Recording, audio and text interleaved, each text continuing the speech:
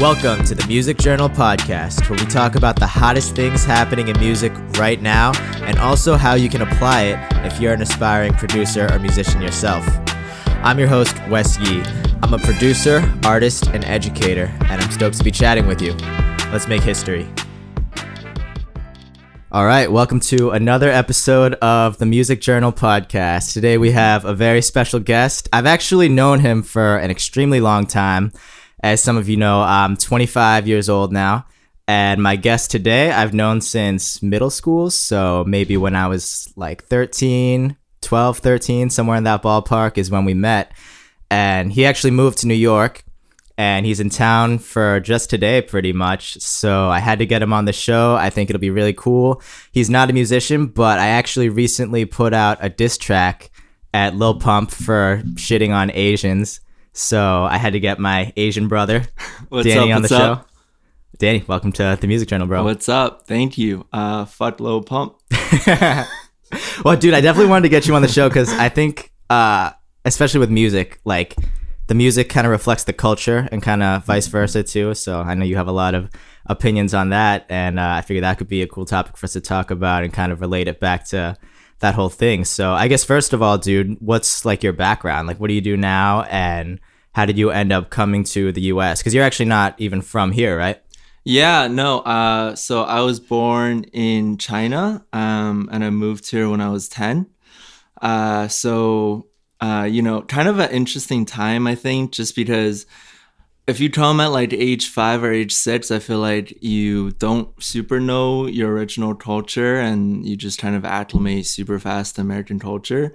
And then I feel like if you come 12, 13, 14, it's kind of like you already have a lot of ingrained culture in you and it's hard for you to acclimate the other way. So I felt like 10 was a real interesting age. So I think you kind of get both sides of it. So I think, yeah, the cultural thing has always been an interesting discussion for me. Dude, I think it's so interesting because I was born here. So my parents were born in China and then immigrated here. So the whole culture shock is something that I never really got to experience. And I think it's something that definitely gives you kind of a unique perspective on things. What are like the big differences you've noticed between like here and being in China, if you can remember? I think obviously like at the beginning it's language, right? You just don't know how to speak it. You don't really know how to talk to anybody. But then like English is a super easy language to learn. I was probably, especially when you're young, you're fluent within probably the first year or so, maybe a couple years. And then after that, it's really just the culture. And I think the culture part is probably the harder part to acclimate to, just because you know when you leave another country, you maybe stop speaking the language, learn the new one, it's just rules, right? But learning a new culture, it's kind of like changing your identity. So I feel like it's a lot harder, especially like for me, I would go home and have a completely different culture than when everybody else's culture that was in school. And when you're growing up, you don't really consciously think about it, but you're constantly trying to juggle both cultures. And sometimes it's like nobody really understands either side. So you're just all alone in it. Yeah, kind of in the middle. But there's highs and lows to that too, because you still kind of get opened up to both sides. But dude, you know Jimmy O Yang? You're a fan of his, right? He talks about how it is interesting. It's funny you say identity, because I feel like the whole like point and purpose of life is to kind of figure out your identity and kind of figure out what works for you. And he talks about how in China there's zero stand-up comedy, and so much of his identity, like in his fucking Tinder bio, he says he's a stand-up comedian. Like everything he does here is revolved around the fact that he is a stand-up comedian. That's who he is and that's what he does. But it must be like that where he goes and talks to his relatives and his parents and shit like that. And they don't really get it. Like even his dad, he was saying, thinks he's like a talk show host. He doesn't even get that he's a stand-up comedian. So it is kind of like you're shifting your identity. Have you felt that that's kind of something you've had to do? Yeah, I mean, so I read that guy's book. I read the autobiography, and I'm like, I could see how to an American audience it would have a ton of entertainment value and shock value. But for me, it was almost like just every day. Like I just understood so intimately what he was going through that it wasn't even that shocking to me. Like, I think what you have to understand is like, kind of why certain elements of culture happen. So like, I think a big part of Asian culture, at least for this previous generation, so our parents' generation, is like Asia and China for a long time was a third world country, right? Like, thousands of years of culture, but economically did not come close to Western countries. And then they kind of hit this point where they had just ridiculous growth. But a lot of culture doesn't move that fast. It's like you can get billions and billions of dollars into your economy in 10 years, but you don't necessarily change your culture in those 10 years. Right, yeah. So they just hold a lot of these traditional values that I think if you were in a third world country and, the only mechanism to feeding your family was to go through university and for the government to assign you a good job, well, then your cultural values are probably going to be centered around education and a reliable career path. Because, I think a big disconnect, and Jimmy O Yang mentions it, is like, oh, my parents don't understand my alternative career choices and how I'm doing well and can think about life in a non-traditional way. Well, if you're in a third world country, sometimes you can't afford to think like that. That's true. Fuck up in music and a career where the percent chance of success maybe isn't that high for most people. Well, now you're not feeding your family of 3. So I think those elements all go into it. So it's interesting. It is, dude. It's a blessing. I take it for granted all the time, and I kind of have to check myself and remind myself how fortunate I am to have been able to have been born here and kind of pursue things I want to do and even have a fucking podcast and shit. Because that was definitely not even close to possible for my parents. Have you seen Crazy Rich Asians? I have. Yeah. It kind of reminds me of what like the whole plot of that movie. Kind of what you're saying about how there is that cultural difference and the girl Constance Wu is doing what she loves and she wants the guy's mom to be happy for her, but her mom is so like ingrained in the culture and everything. And what actually kind of reminds me about that too is that you said like if a Caucasian person were to read Jimmy O Yang's book, they would just look at it as an entertaining piece of media, piece of just content. Are you part of that Facebook group, Subtle Asian Traits? Yeah, I am actually. Yeah. Dude, I got into a fucking heated debate with somebody about Crazy Rich Asians because they said Crazy Rich Asians is a movie for white people. Prove me wrong. What's your take on that? I mean, yeah, like I also think that it's a bit dramatized for Hollywood, obviously. I think it's super cool that just Asians being underrepresented in Hollywood are now putting out content that the general public can enjoy, and I think it's cool that that movie exists. But as I was watching the movie, I felt like if that happened in real life, like if that plot happened in real life, Constance Wu just flies home to New York, and that's the end of that. Yeah, but that's why it's a movie too. It's not supposed to be, because for me, it's like I'm like, what is a movie for white people? Well, right, exactly.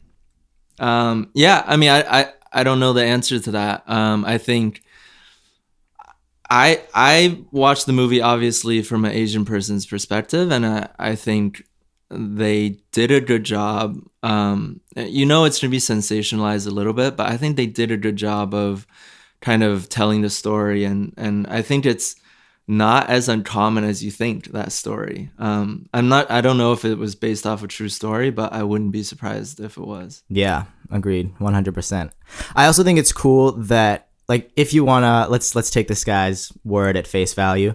If you want to call it a quote unquote movie for white people, but to me, I just kind of interpret that as, a movie that is typically enjoyed in America, but it doesn't necessarily have to be for white people, because there's Asian Americans and there's African Americans who just enjoy films and movies that kind of go with our culture here. So the movie flopped in China because it doesn't necessarily go with the way the culture is over there and what they believe in their system of beliefs. But to me, making a movie for Asian Americans isn't the same as making a quote unquote movie for white people, I guess, is my my opinion on that. So I guess a couple of thoughts. So one, I don't know if you putting out art or music or movie, I don't know if it's intended for anybody. Like I think anybody can consume it as they see fit. And I also think it's not necessarily bad if a movie was intended for a white audience. Like I think just given what I've seen in Hollywood and how Hollywood and movies steer Asian culture in our society, like it's not bad for Asians to get out there, man. Like, yeah, 100%. we're not really that out there as much as some of the other minorities in America. Yeah. And you know, this is like a first step towards that. Yeah, 100%. And it's cool that it's finally happening too. And it's cool also because have you ever seen Silicon Valley? Yeah. It's cool that Asians are not being played as like quote unquote Asian people. Like Jimmy O Yang in Silicon Valley has the fucking accent and shit. Right. I was at my friend's place the other night. And he just had School of Rock playing in the background. You remember that movie? No, never seen it. You never seen School of Rock, dude? Oh my God. It's an old Jack Black movie. It's from like the 90s, I want to say. But they have this Asian kid who plays piano, of course. And he's in this movie, and they just gave him a fucking Chinese accent. They just gave the character a fucking accent, and he's shitty at it. And him having the Chinese accent makes no difference in the plot. Like he could have just been some kid who plays piano and happened to be Asian. So it's cool that with Crazy Rich Asians, I think that they don't have the stereotypical like Chinese accent and kind of have those mannerisms and stuff. They're just people, you know what I mean? Yeah, it's crazy that I guess when people don't have enough knowledge of a certain culture, and I think Asians kind of influence a little bit too, because we're almost like isolationists kind of as people. So like when Chinese people first moved to the US, we were the only people to make Chinatown, and I think we're very much like that as a culture. Like this is our spot, this is your spot, and we're just gonna hang with our people and you hang with your people.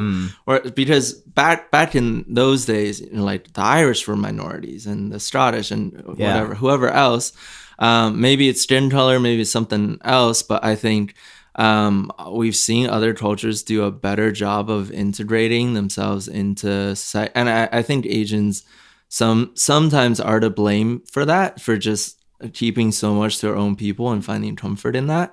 But I do think like when people don't have knowledge of a culture, they just kind of pick a few things to identify with. And for Asians, it's like whatever, like kung fu and I don't know, like basketball is like, oh, Yao Ming is like like cars and shit. And so I don't know, like there's a lot of Asians that don't do any of that stuff. Yeah, that's true. But it's like people just pick a few things and associate us with that. Yeah. So like one YouTuber that we both watch, like Timothy De La Ghetto. Oh yeah. Find a lot of inspiration from that guy growing up. But I think he had a MTV show, Wildin' Out. And he was saying that after a while, all the jokes that were aimed at him were the same. It was just like all Asian jokes, like you eat dogs, like kung fu, small penis, like stuff like that. Yeah. And then I think he recently quit the show because he was like, this isn't really going anywhere. Oh, no way. So it's just it's interesting that you have to like break past those niche identifications that like don't really characterize your people. It does. Yeah. I mean, human nature, I think, is to perpetuate the stereotypes. Like, even think back to when we were in fucking middle school, dude. You go to the cafeteria and all the Asian kids sit together, and all the fucking like whatever cheerleaders sit together, and the fucking like whatever sit together. And when I was in school, I was thinking about this too. When I was in college, I worked this teachers event, and I saw the exact same thing happen. All the like jazz teachers sat together, all the like producers sat together, like all the fucking like film scores and composers sit together. So it is interesting, man. Do you think that it's something that needs to be changed, or do you think it's just what it is and we just kind of have to live with it? Hey, we'll be back in the episode in just 2 seconds, but before that, I do want to give a quick shout out to our sponsors. So for all you aspiring producers and artists out there, I can't even begin to tell you how important having a mentor was to me. I would literally not be where I am today if it wasn't for people like Mike Moss, who is a 3-time Grammy Award nominee. He got me my first credit. And Prince Charles Alexander, who's recorded Biggie and Alicia Keys. I wouldn't have been able to continue to grow and progress in my craft if it wasn't for them.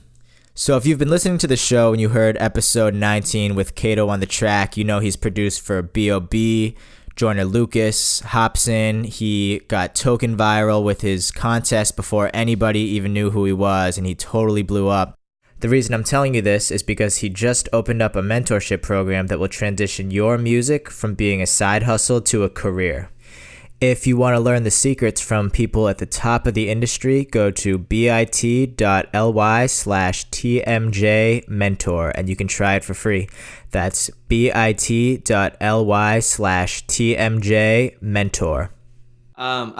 I just think it's like I understand the feeling of how it feels to move to a brand new country and not to understand foreign culture, and I think that's really where it comes from is you don't understand and you kind of fear the unknown. So it's just safer to be with people that you feel similar to, and I think in culture that's especially the case. So I get it. That being said, like I think there's a ton of value in hang out with people that are different from you and understanding different backgrounds and stuff. And I definitely feel like, if we can break that barrier as a group, then it would benefit us a lot, because I've definitely found, positives from American culture that I would not have gotten if I just stuck to my original cultural identity. The interesting word I think he used was safe, that it's safe to stick with the people who you, I guess, identify more with or see more in common with. But at the same time, I think the most growth happens from doing things that aren't safe. So I think that we could benefit potentially from mixing cultures. Because I'm like, I don't really think cultural appropriation is a thing, to be totally honest. I don't know what your thoughts on that are. But I think the idea of, have you ever seen that video of the girl who's like shitting on Bruno Mars and saying that she's like appropriating, he's appropriating Black culture? I talked to, I had this guy, Prince Charles Alexander, on the show. He's this like 60-year-old African-American producer. He worked with like Biggie and shit. But because he's seen all of it, and he agrees that he respected what she was trying to do. But at the same time, how can we advance our culture if we don't have people who aren't within that specific culture making the same type of art? Like, some of my favorite rappers aren't Black. Some of them are. Right. I shouldn't be skateboarding or making hip hop music either if we're going to stick to the whole like cultural appropriating thing. But then that further perpetuates the stereotypes we're talking about. I'd only be able to do kung fu and be into cars and shit. And that's whack in my opinion. But what do you think of that? I think it's only appropriation if you remove yourself from what you're doing and then say that this is Black or this is Asian. So like, let's say it was Halloween and you dress up, I don't know, in a kimono. Like, I think there's nothing wrong with that. If you're a white person, you dress up as a kimono, like, good for you. If you're like, I'm an Asian for Halloween, then like, yeah, you're appropriating culture. Okay, yeah, like, I agree with that, because I think blackface is also like a big, like, nah, don't do that. Yeah. But no, like, I don't ever think there's anything wrong with And actually, I think we're seeing some of this is people are trying out different things from different cultures, and I think it's super dope. Yeah, agreed. Yo, what's your take on because you're pretty blue, right? Yeah, pretty Democrat. Dude, have you seen the fucking white guy who identifies as Filipino? No, I don't. What does that mean? There's so you know how people are transgendered and they identify as a certain gender. There's a guy. So I'm totally cool if you were born female and you want me to address you as a he. I'll do that. If you want to be like a they or a them, yeah, I'm cool with that too. But there's a fucking white guy who identifies as a Filipino female. Okay. So it's like, where's the line? Do we just give him female and not give him Filipino, or? Because he truly. Well, I shouldn't say he. She truly believes that she is a female who is Filipino because she's obsessed with Filipino culture and just knows. She probably knows more about Filipino culture than most Filipinos. You know what I mean? Right. But yeah. See. I think in both cases, like for me, there's and obviously like my stance is you can identify as whatever makes you happy, and I don't think like I don't know what benefits you get or how much more comfortable you feel identifying as a race that you're really not a part of, but if that makes you happy and like whatever makes you happy, as long as it's not hurting anybody, my stance is always like good for you. That being said, my stance on both cases is you're born a certain gender biologically, and you're also born a certain race, and like there's no changing that. But if it makes you happy, I'll call you whatever you feel like. But I'm on the same boat. You know? I also think there's nothing wrong with being a feminine dude or a masculine man. So I don't really see the point, I guess, of identifying as the other gender when you could just own the fact that you happen to be a feminine dude or a masculine woman. Because that's the whole thing, right? Is that they don't feel like they are what they were born into because of their perception of what that's supposed to be. It's a sensitive topic, and I think it's one of those things where if you're in the situation where you only feel comfortable associating a certain way, and other people aren't willing to do that, then you feel disrespected or unaccepted or something. I personally don't get it, so I'm not gonna pretend like I do. So, you know, if you want to be associated a certain way and you identify, like I'm not gonna tell you that you can't. But my stance is you're born as a guy or as a girl biologically, and you're born, Asian or black. There's no getting away from what you were originally born as. Yeah. So I'll call you whatever you want. Same. To me, there's no changing that. Yeah, I agree.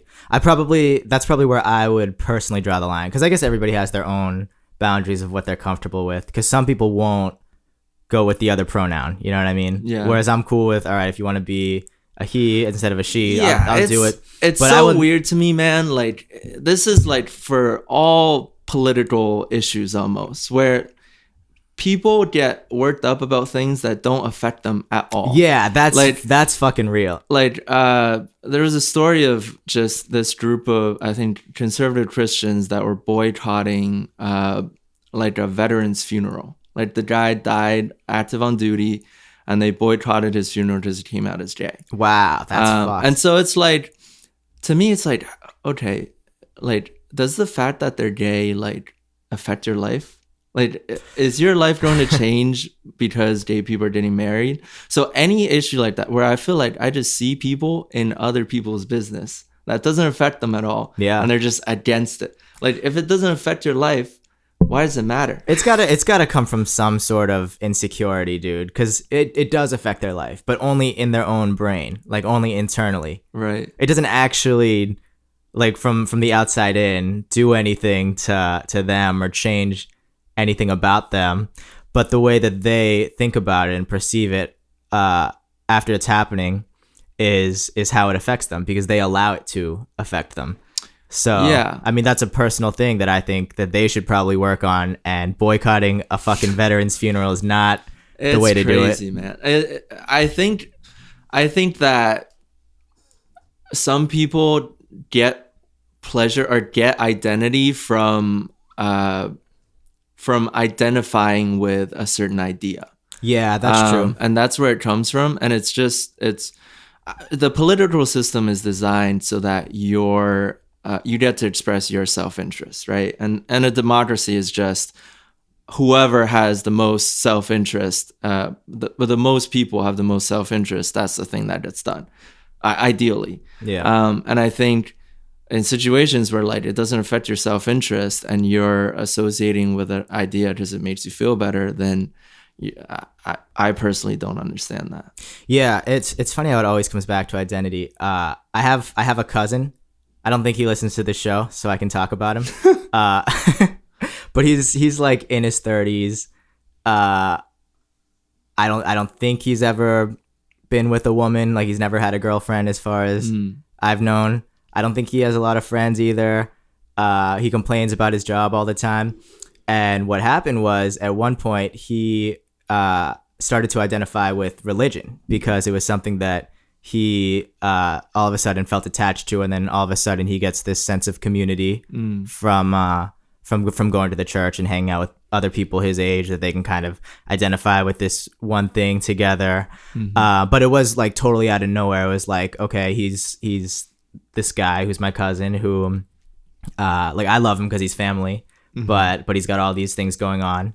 And then just one day, now all of a sudden he's going to church but knows nothing about the Bible. And this was in my younger days, so I was a little more argumentative. So, and I also identified as an atheist at that point too. So he and I kind of like got at it, and I knew a lot about the Bible, but he didn't know as much about it. So it became one of those things.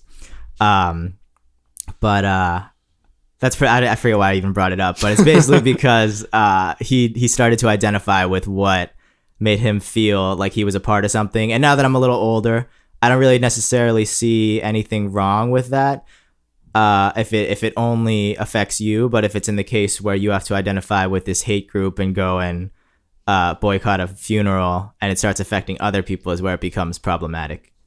Yeah, I mean, there was something I watched. There was a reporter that was tracking KKK members, and they were asking, why they were part of the Klan. And a lot of them was like, well, it's a nice community. We have all these rituals and stuff. And so I feel like a third of those people, they're not like, oh, I want to go kill black people and I hate. They might be saying that because they want to be part of that community. Yeah, but that's and so that's such a weird concept to me, that to feel a sense of belonging, that you would like join the KKK. It's kind of ridiculous, but it kind of shows that, man. It's like some people just want to feel like they belong somewhere, and something comes along and they're kind of stuck in it. Yeah. To kind of like bring it back to the topic of music too, I think it's the same reason why all these like 12, 13-year-old kids are listening to fucking like Trippie Redd and all these artists who are talking about like popping Xans and shit, and we're in like a meme culture. So these artists who kind of embodied like memes are the ones that kind of blow up, like Lil Yachty with his fucking like weird colored hair and like his teeth and shit. And it's because they don't want to be the only person not into this whole culture of memes and whatever it is they're into. What's your take on that? Because I feel like what you listened to when we were in middle school is different than what you listen to now. Do you feel like that's kind of evolved, kind of as you've evolved as a person, and your friend groups and everything have kind of changed and shifted? Yeah, I mean, I guess I have like super different musical tastes, and it's like every part of your life. I'm sure plenty of people go through this, but you go through a phase of this and a phase of that, and at the end of the day, it's like all of that meshed together. So I'll do like hip hop, some like alternative rock, EDM. I'll listen to like Chinese music that my mom listens to and I listen to growing up. And actually, like if you talk to like Chinese kids our age, they'll tell me my Chinese music is like old and like uncool because it's like what my mom listened to. Yeah. And so it's definitely I think changed over the years. But yeah, I think with the artist thing, it's like everybody, it's just so hard to stand out now, and I think everybody could put out music or put out an EP and that is whatever. True. So just by just how you make it nowadays, it's like you have to stand out a certain way beyond the music, and because they're competing for your attention, right, essentially. And if you heavily resonate with the old Chinese music because you have some sort of emotional attachment to it because your mom listened to it, or you have some sort of event that happened that you relate to that piece of music, it's going to be really hard for a new Chinese artist to grab your attention in the same way that artist did, the older artist. Yeah, and you're just not exposed to it. I think the way we find out about things now is like through social media or through the internet. And if like it doesn't start out with 1 million clicks, then how am I ever going to see it? Yeah, so, it is tough. Yeah. But it's a crazy world we live in, man. Dude, unfortunately, it's basically our time. There is one question I ask at the end of every episode. All right. Curious what your answer is going to be. If you had unlimited money, no strings attached, what would you do and why? Oh, that's crazy. I mean, unlimited money? Yeah. Forever? Forever. I think, first of all, I just travel around, I think. I love traveling, so I just go to all the places that I haven't gone yet. Definitely, like, would solve world problems, like world hunger, stuff like that, where money can solve. Off the top of my mind, probably those two things. Fire. Thanks for being on The Music Journal, Cool, bro. man. Thanks for having me. All right, that's going to conclude our interview portion of today's episode. If you listened closely, you'll definitely notice there were a lot of gems dropped by Danny in today's episode. I've been thinking about this a lot lately with your music and your productions. You know, you're essentially building a community around your product and your brand, and this is all one common thing that people within a culture or community can all relate to. So definitely bear these things in mind when you grow yourself and you grow your business and your brand and everything, because it's not necessarily always about the product. Speaking of products and music too, this is where I typically will feature your music on my show to kind of help you get some exposure and some ears on it. Unfortunately, I have been having some problems with my email marketing company. So I haven't been receiving any of your submissions this week, and I can't send out emails at the moment either. It's a little embarrassing and kind of annoying, but it's getting worked out.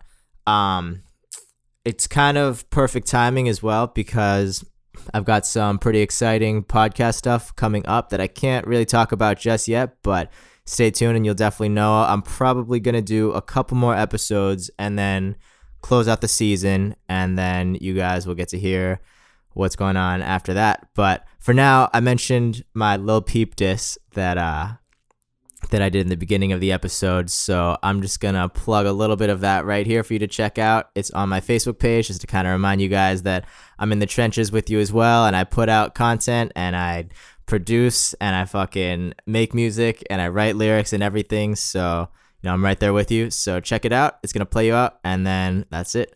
Peace. Guess I gotta show them how to do it. They don't even know me, I'm the new kid. Heard another Asian try to make this diss and tuck it down, so I'ma be the one to come influence. He was probably picked last, who's he trying to be? It's all good, take a seat, I'ma carry the team. My people need a real one to represent and get us poppin', but this track's about punt, let me get on top of it. Whoa, who'da guessed he's a racist dude? I'm that samurai about to throw this blade at you. Your girl said you got a little pump after she hit me up, and this is coming from an Asian dude. The other one said he just did it for views, but I'm coming for your neck, I'ma do it for you. Say ching chong again, I'ma regulate. Throw you down the stairs like the pots and pans you try to emulate. I'ma set it straight, when it's done you gon' need more tats so you can cover your face. Yeah, I ain't never been like somebody who don't let things sit right. I do it with lip rhymes. You picked the wrong race when you picked mine. I ain't a bully though, so I'ma leave you alone and go get mine. I just hate to lose, so I'm winning. I ain't even mad, I wrote this verse in 5 minutes. Took another 5 to mix it. Took 1 second, teach a lesson, check you off my list, kid. I'ma be remembered for these glory days. This is not a rap beef, joiner in Tory Lane. Same for the other Asian rapper who tried. I got love and respect, man, I gotta confide. And pup, you get one more chance with this here. I'ma just make myself clear. I'ma stomp your Gucci in the mud, leave your gang in the dust, and all you'll have is what's left of your career. Blah!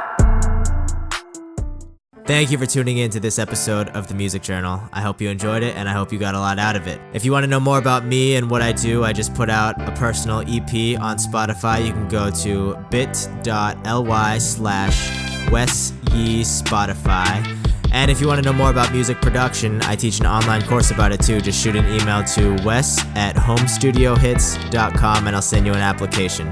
Just for filling out the application, I'll send you a free sample pack of sounds I use to make the instrumental you're listening to and more. All these links will be available in the show notes, so you can check them out there. And while you're there, if you feel inclined to rate this show 5 stars, that would really help me out. Other than that, make sure you subscribe so you don't miss an episode.